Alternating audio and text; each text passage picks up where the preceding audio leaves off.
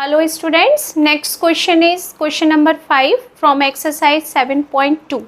Question is, find the measure of angle A, angle B, C, D, E in the given figure if x parallel to y and y parallel to z। इसका मतलब है यहाँ पर उसने 3 lines दी है और 3 lines एक दूसरे के पैरेलल है। x लाइन पैरेलल है y के, y पैरेलल है z के और z पैरेलल है x के। कुछ इस ये कंडीशंस हमें दी हुई है। तो एक एंगल उसने, ये एंगल जो है यहाँ पर 130 डिग्री, ये आपको गिवन है, ओनली वन एंगल गिवन है।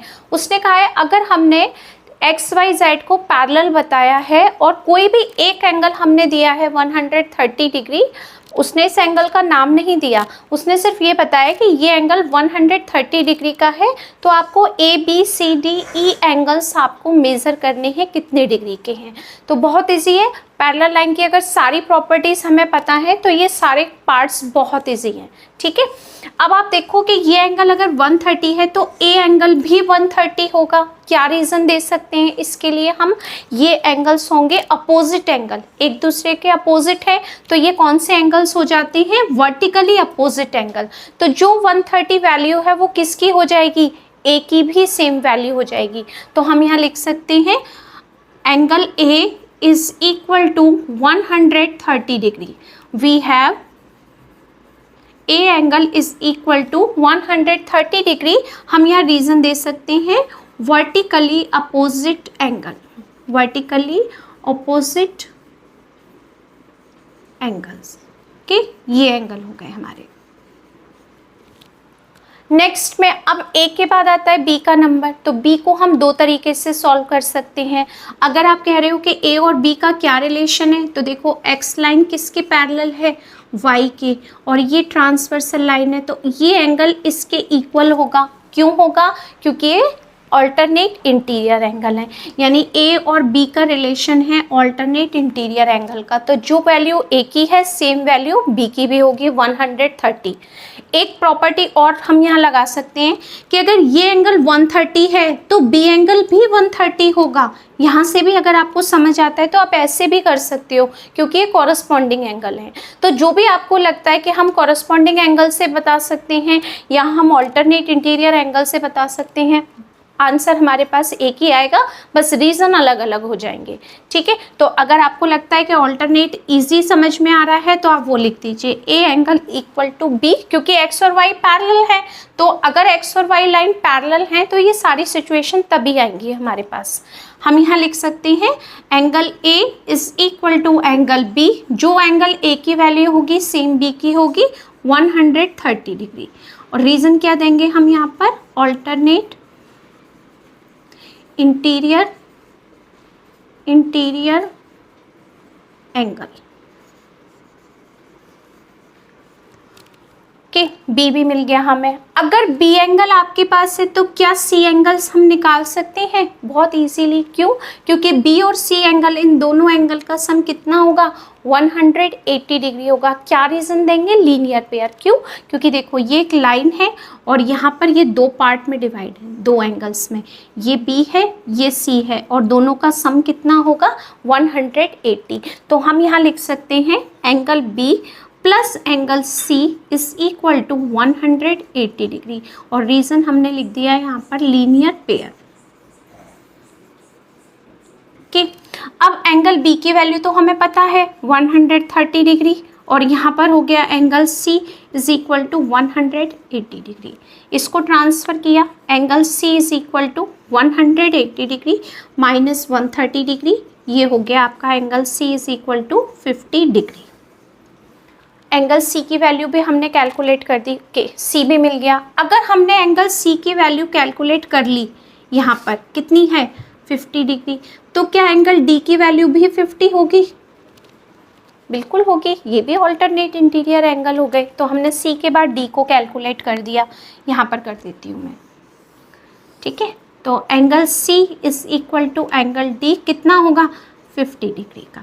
जो वैल्यू सी की होगी सेम वैल्यू डी की होगी। क्या रीज़न देंगे हम यहाँ पर, ऑल्टरनेट, सब रफ कर देते हैं, इंटीरियर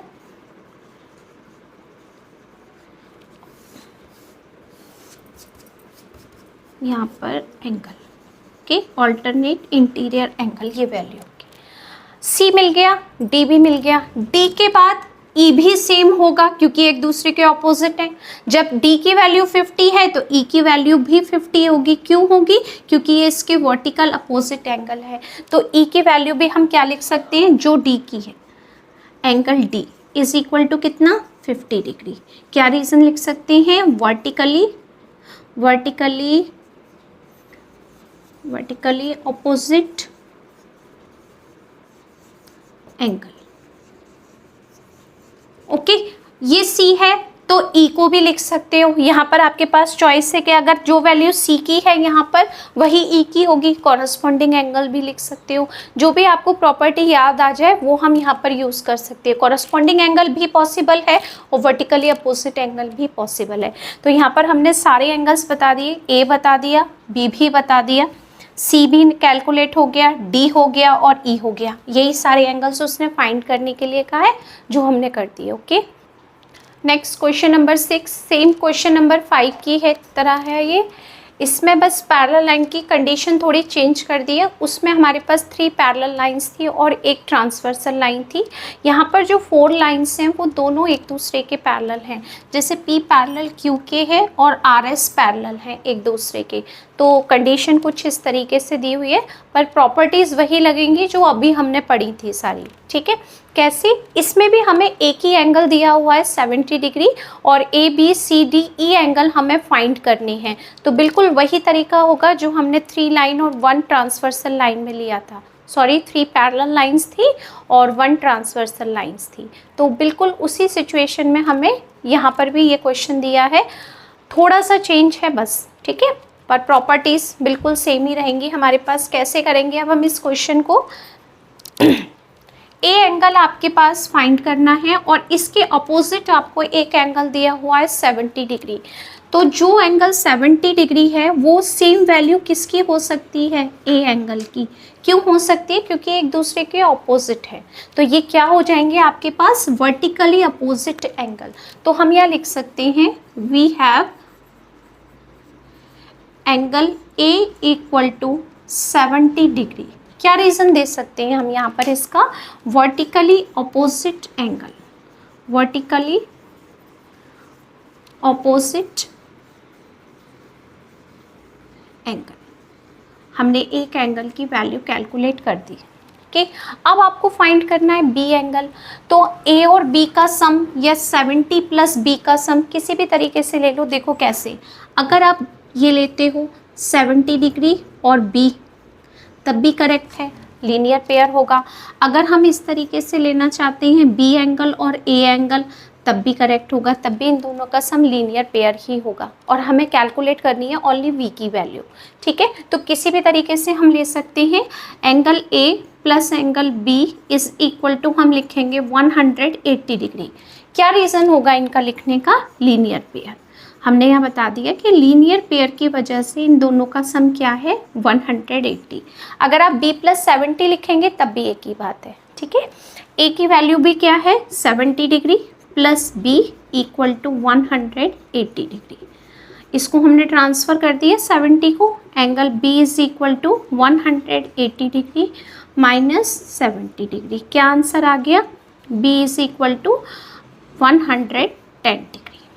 ठीक है, हमारे पास a की वैल्यू कैलकुलेट हो गई 70 डिग्री, b की वैल्यू बता दी हमने 110 डिग्री। तो जो b की वैल्यू है और c की वैल्यू, इन दोनों का सम अगर हम लिखना चाहें तो 180 होगा को इंटीरियर की हेल्प से। अगर आप कहते हो कि ये लाइन इसके पैरेलल है और ये ट्रांसवर्सल लाइन है, तो a और c का क्या रिलेशन होगा? ऑल्टरनेट इंटीरियर एंगल का। ठीक है, ऑल्टरनेट इंटीरियर एंगल का रिलेशन है इन दोनों के बीच में। क्यों? क्योंकि एस और आर लाइन पैरेलल है। वो पहले से ही कह रहा है कि ये लाइंस पैरेलल हैं, इसीलिए ये सारी सिचुएशन आएंगी आपके पास। ओके, तो हम डायरेक्ट भी लिख सकते हैं angle A is equal to angle C is equal to कितना? 70 डिग्री। क्या रीज़न दे सकते हैं हम यहाँ पर? दोनों का vertically opposite angle, vertically opposite angle. इसको अगर आप शॉर्ट में लिखना चाहें तो वो भी लिख सकते हैं, यानी हमारे पास एंगल सी की वैल्यू आ गई 70 डिग्री।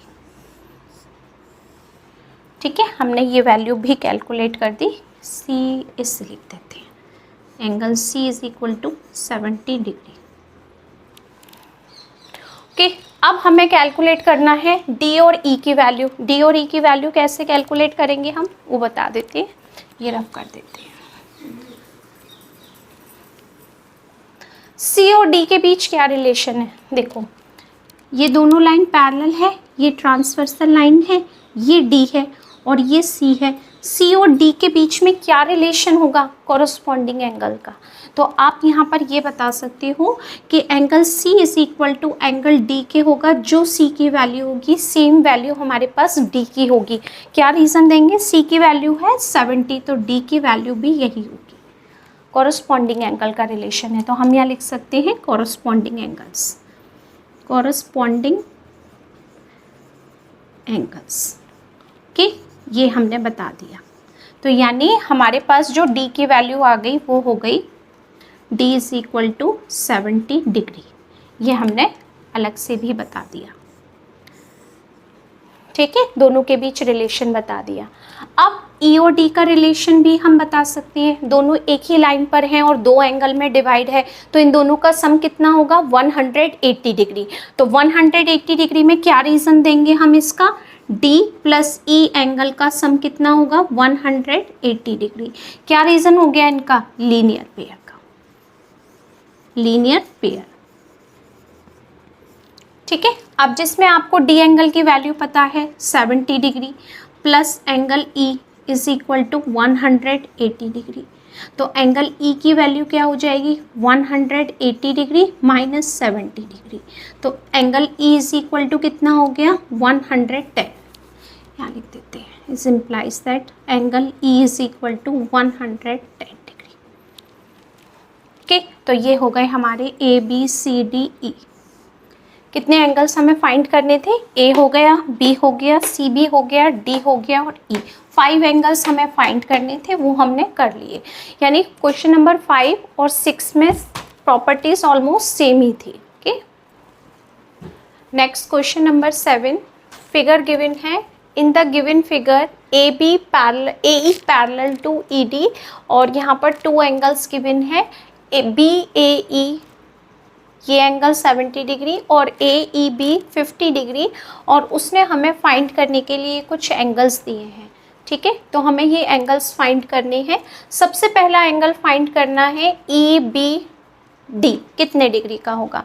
ठीक है, तो हम इनको फाइंड करते हैं। देखो कैसे, मैं आपको यहाँ पर ये तो फिगर जो क्वेश्चन में दिया हुआ था बुक में वो बनाया है, मैं आपको इसको पार्ट में बताती हूँ कि हमने ये वैल्यू कैसे कैलकुलेट की। ठीक है, तो यहाँ पर ये लाइन है AE, ये पैरेलल दी हुई है किसके, B और D के, यही दिया हुआ है ना, AE पैरेलल टू BD। और इसमें जो ट्रांसवर्सल का काम करेगी लाइन, वो ये वाली लाइन करेगी। ठीक है, ये हो गया B पॉइंट, सॉरी इसको यहाँ बना देते हैं और इस A पॉइंट को लिख देते हैं यहाँ पर। ठीक है, ये दो लाइन पैरेलल है और AB लाइन ट्रांसवर्सल का काम करेगी। या अभी जो हम एंगल फाइंड करेंगे उसमें हमारे पास ट्रांसवर्सल के लिए EBD चाहिए आपको। ठीक है, हमने ये ट्रांसवर्सल का काम कराया इससे। 2 लाइन्स पैरेलल और EB is a transversal line. ये एंगल 50 डिग्री का है, तो EBD ये एंगल कितने डिग्री का होगा, ये भी 50 डिग्री का होगा। क्या रीज़न देंगे हम, ऑल्टरनेट इंटीरियर एंगल। ओके, तो हम इस रीज़न से ये बताएंगे कि ये एंगल ऑल्टरनेट इंटीरियर एंगल है। तो हम कैसे लिखेंगे इसको, AE parallel to BD and BE is a transversal. हमने इसमें इसका ट्रांसवर्सल का यूज़ किया तो हमें मिला ये क्या, AEB इज़ इक्वल टू किसके होगा, AEB एंगल होगा EBD एंगल के। ठीक है, तो ये होगा एंगल EB और D के कितने डिग्री का होगा, 50 डिग्री का होगा। क्यों होगा, क्योंकि ये ऑल्टरनेट इंटीरियर एंगल है, ऑल्टरनेट इंटीरियर एंगल। ठीक है, हमने इसका यूज करके एक आंसर ये निकाल दिया।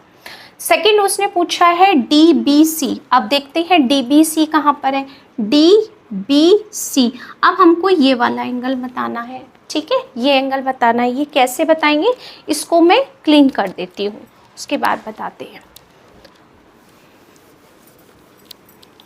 पैरेलल लाइन यही रहेगी हमारे पास में, AE पैरेलल लाइन, और किसके है, BD के।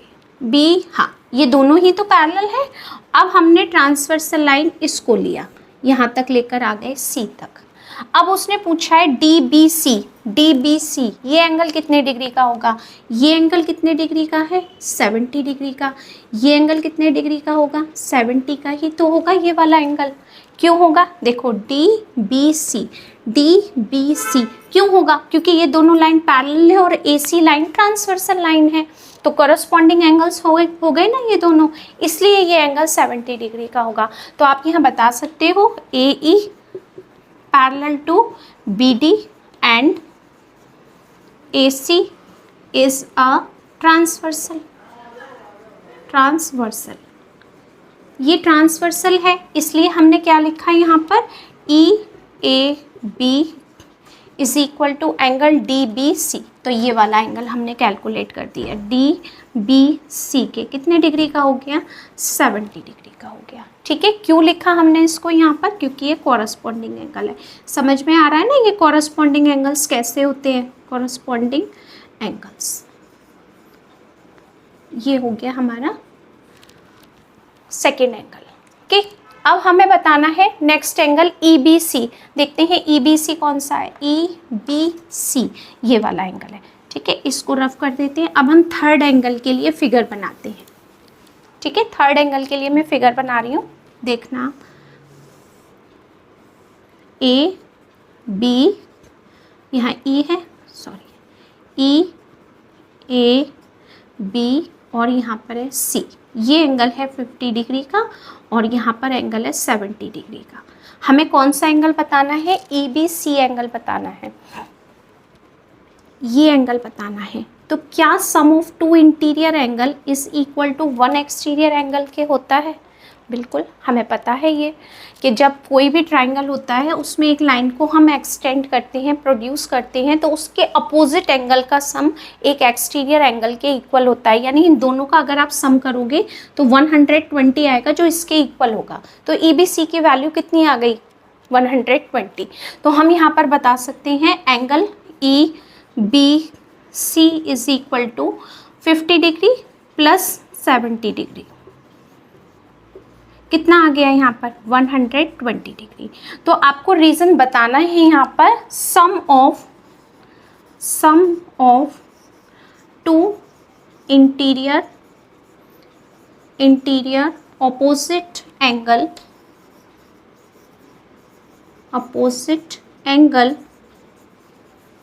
Is equal to one exterior angle.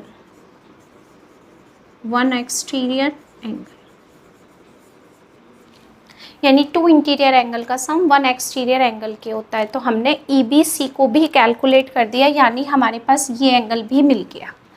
अब वो किसकी बात कर रहा है, अब वो कह रहा है EBA एंगल कितने डिग्री का होगा। अगर यहाँ से मैं इतना पार्ट रफ कर दें हम, तो वो पूछ रहा है कि ये वाला एंगल कितने डिग्री का होगा। ये तो बहुत ईजी है निकालना। क्यों, क्योंकि ट्रायंगल के 3 एंगल का सम हमें पता है कितना होता है, 180। उसमें 2 एंगल आपको पता है, तो थर्ड एंगल ही तो फाइंड करना है, उसको हम इजीली कैलकुलेट कर सकते हैं। तो हम यहाँ पर इसको रफ कर देते हैं, इसमें लेते हैं इन ट्रायंगल ABE। ठीक है, ये एंगल 50 डिग्री, ये एंगल 70 डिग्री और ये एंगल हमें कैलकुलेट करना है कौन सा, EBA। ये वाला एंगल हमें कैलकुलेट करना है EBA, और यहाँ लिख दिया हमने सम 180। क्या रीज़न देंगे हम इसको कि हमने ये 180 किया है, एंगल सम प्रॉपर्टी।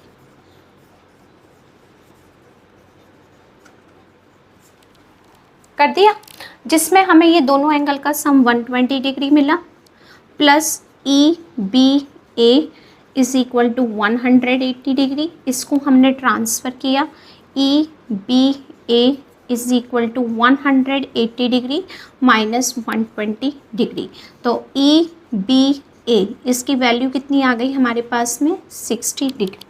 सारे एंगल्स हमने कैलकुलेट कर दिए, EBA की वैल्यू हो गई 60 डिग्री, ठीक है, और ये हमने पहले ही कैलकुलेट कर दिया था 50 डिग्री, और यहाँ पर EBC एंगल को हमने बता दिया 120 degree. EBC is equal to हो गया आपके पास 120 डिग्री, और ये हो गया 70 डिग्री, ये हो गया 50 डिग्री। ओके, तो